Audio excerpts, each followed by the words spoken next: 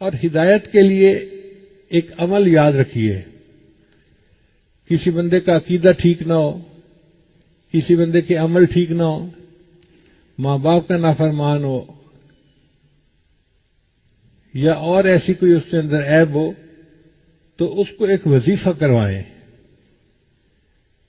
کون سا وظیفہ؟ یا رحمان، یا رحیم، یا ہادی. یہ 3 لفظ یاد رکھیں.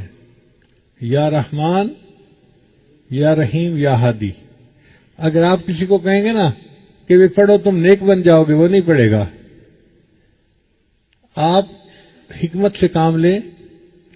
اگر کوئی بچی ہے، بے نمازی ہے، دنیا کی طرف لگی ہوئی ہے، دین کی طرف آتی نہیں ہے، اس کو کہیں کہ بچہ یہ عمل کرو، ہر نماز پڑھو اور نماز کے بعد یہ 21 مرتبہ یا رحمان، یا رحیم، یا ہادی. اور اگر نماز نہیں بھی پڑھتی تو ویسے ہی دن میں 21 مرتبہ پڑھ لے یا رحمان، یا رحیم، یا ہادی، تو تمہارا رشتہ اچھی جگہ ہو جائے گا.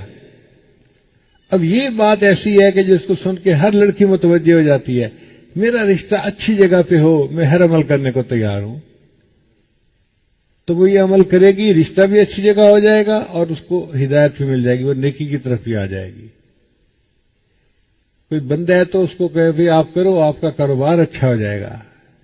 مردوں کو اپنے کاروبار کی بڑی فکر ہوتی ہے، اور ان کو پتہ چل جائے کہ اس عمل سے کاروبار اچھا ہو جائے گا تو وہ رات کو تہجد میں اٹھنے کے لیے بھی تیار ہوتے ہیں.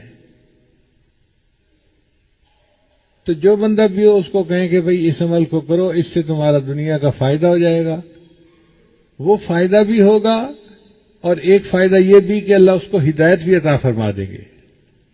ہمارا یہ تجربہ ہے کہ جس بندے کو یہ عمل دیا جائے اور وہ اس کو باقاعدگی سے کرے، 40 دن گزرنے سے پہلے اللہ اس کو ہدایت عطا فرما دیتے ہیں. ہم نے کفر پہ جمے لوگوں کو اسلام قبول کرتے ہوئے آنکھوں سے دیکھا ہے. تو یہ ایک بڑا عظیم عمل ہے، یا رحمان، یا رحیم، یا ہادی.